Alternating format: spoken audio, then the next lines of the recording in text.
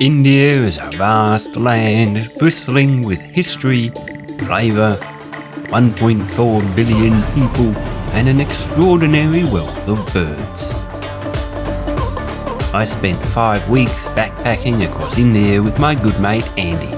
Our adventure took us far and wide, but my bird watching was focused on 3 sites: Hampi, Gujarat and Sikkim. I saw over 150 species, and these are my highlights.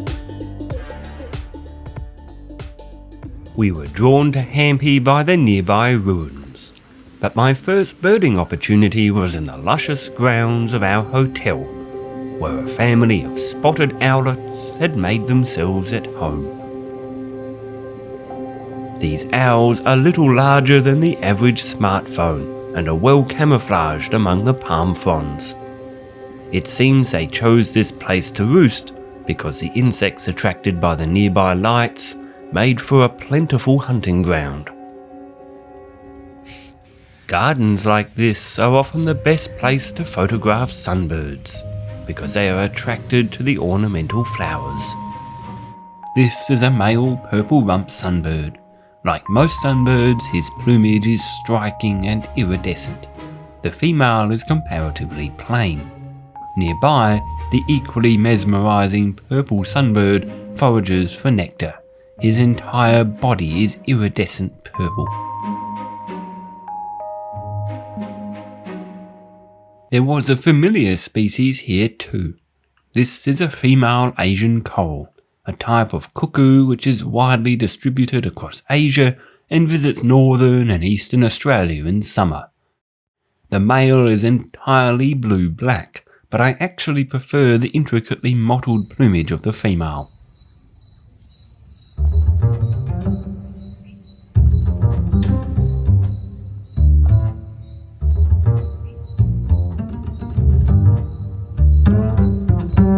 There are many other common Indian birds here, including the oriental magpie robin, ashy prunier, and stunning white-throated kingfisher. This was the only kingfisher species I got good views of in India. Overall, I saw more than 20 species in the hotel gardens alone. But the reason for coming here in the first place was to see the World Heritage Ruins of Hampi.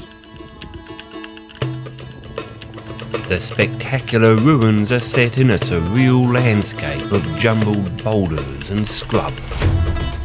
The open areas are patrolled by green bee-eaters, which sortie from exposed perches to pursue insects on the wing. The tangled scrub provides cover for yellow-billed babblers, which are found only in southern India and Sri Lanka. We came here to explore the expansive World Heritage Ruins. The remnants of the Vijayanagara Empire seem to extend forever. These stunning monuments now play host to langur monkeys and the occasional blue rock thrush. One particularly common bird here is the Indian robin. Males exhibit a striking iridescent blue-black plumage and are often easy to approach around human habitation. Finally, I noticed some large-billed crows, a species I had recently seen in South Korea, which possess a much larger bill than the house crows that proliferate in India's cities.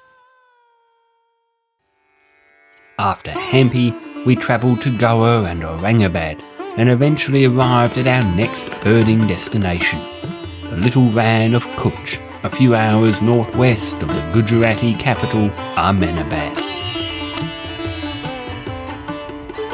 The Little Rann of Kutch is famous for its expansive wetlands, which support an extraordinary variety of wildlife. We hired a guide and arrived at dawn to witness a landscape enveloped in mist. As the sun climbed higher, the concealing fog dispersed to reveal a multitude of feathered inhabitants.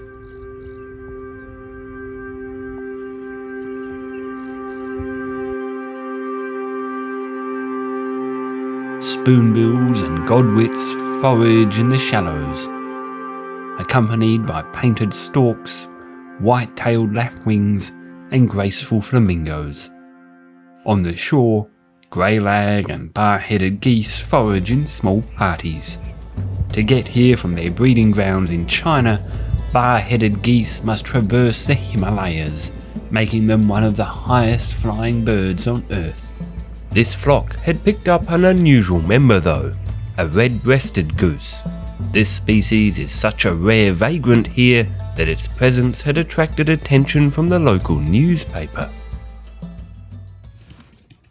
The dried-out shoreline was home to oriental pratincoles, an elegant species which breeds here in Gujarat and often gathers in large flocks to hawk for insects around water. To capture these shots, I was lying flat on the mud, the best way to photograph birds on the ground. Most of all though, it is the sheer abundance of birds which amazed me. The sky, water and shoreline are all teeming with life. I have never seen such a concentration anywhere on my travels. It was a spectacle I will not soon forget. But the Little Rann of Kutch is not only home to waterfowl. Driving through the arid scrub, our guide found something amazing, a short-eared owl, camouflaged perfectly in the grass and shrubbery. How he spotted them I will never know, but we managed to get wonderful views of several owls in the late afternoon light. Another notable attraction here are the wild asses. The Little Rann of Kutch is one of the few places where these stunning animals can be found. They share the arid plains with desert wheatears, Siberian stonechats, Eurasian collared doves, the aptly named crested larks, and plentiful white-cheeked bulbuls. The chestnut-bellied sandgrouse are much less conspicuous. At the first sign of danger, they hunker on the ground, where their plumage renders them almost invisible. Without my guide knowing where to look, I would never have seen them. When it comes to camouflage, though, the sandgrouse have a close contender. The Indian thick-knee. These mostly nocturnal birds shelter on the ground by day, where they blend seamlessly into the grass and sticks. Thick-knees are also known as stone curlews because their calls resemble those of true curlews, a family of migratory wading birds. As we drove between the various wetlands, we witnessed a ravenous flock of rosy starlings descend on a fruiting tree. They stripped it in minutes before moving on for their next meal. The drive also yielded a pair of Asian woolly-necked storks, several hoopies probing the ground for grubs, and numerous rose-ringed parrots which are abundant across India. I even caught up with the world's fastest bird, the peregrine falcon, which reaches speeds of 300 kilometers an hour when diving after flying birds. The peregrines might be the fastest raptors, but they are by no means alone. The abundance of birds, insects and mammals here supports a multitude of harriers, eagles and kestrels.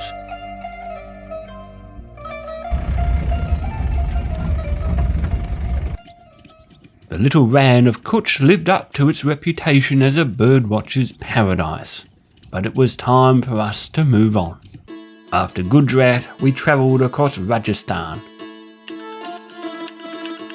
eventually arriving at Jaipur, where I managed to get some close-up shots of great cuckoos, a relative of the familiar pheasant cuckoo of Australia. The tailor birds also sat still just long enough for me to capture some shots. Then we headed east to Agra, where, apart from the Taj Mahal, I managed to see a group of Indian Gray Hornbills which were consuming leaves on a foggy and rainy morning. This was actually my first encounter with hornbills, and they remain one of my favourite bird families to photograph. From Agra we ventured south to Khajuraho and then Varanasi, and from there Andy headed to Delhi and I travelled to the Himalayas on a mission to see the world's third highest mountain and find some new birds. My destination was Pelling, a small settlement in the Himalayan state of Sikkim. Though it was cold, there were still birds to be found here. In fact, they often gather in large mixed feeding flocks that contain a variety of species and bring a flurry of activity to an otherwise quiet forest. One such species is the chestnut-tailed minler. Flocks of these stunning birds flit constantly through the foliage, seeming to never sit still. They were often accompanied by equally frenetic black-throated tits. For me, these adorable birds were, among the birds at least, a highlight of the trip.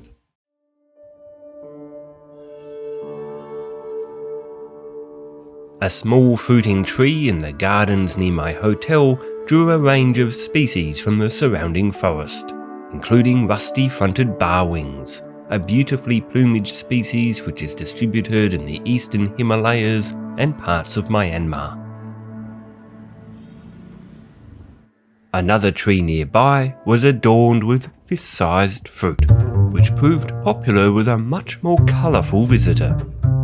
This is a great barbet, the largest of the barbets and a bird that is usually shy and difficult to see. I spent hours patiently waiting to capture it, probing the fruit and occasionally consuming the fleshy black seeds hidden inside. Some of the more conspicuous species here include the green-tailed sunbird, grey tree pea, and rufous cebias, which were by far the most common bird around Pelling. Feeling like an adventure, I walked for a few kilometres to a nearby archaeological site. On the way there, I spotted a grey-winged blackbird frolicking through the dense leaf litter. In fact, there was a large flock of these birds perched quietly in the surrounding trees. They share the gloomy understory with the blue whistling thrush. Among the shadows, the thrush appears almost black, but the occasional shaft of sunlight reveals a purplish sheen to the feathers. Back near my hotel, there was a much more secretive species lurking in the shadows. This is a chestnut-crowned laughing thrush, a species confined to the central Himalayas. I spent several hours waiting unsuccessfully to get a clear view. It was only later, when I was enjoying a coffee, that the birds emerged from their hideout, bounded across the lawn, and proceeded to pick up crumbs from my feet. And that was it. The next day, my driver picked me up and I eventually made it to Delhi, where I reunited with Andy and returned home to Australia. India is an extraordinary country, and I can't wait to come back here to see some of the iconic species I missed this time. On that note, thank you very much for watching. I'll see you next time.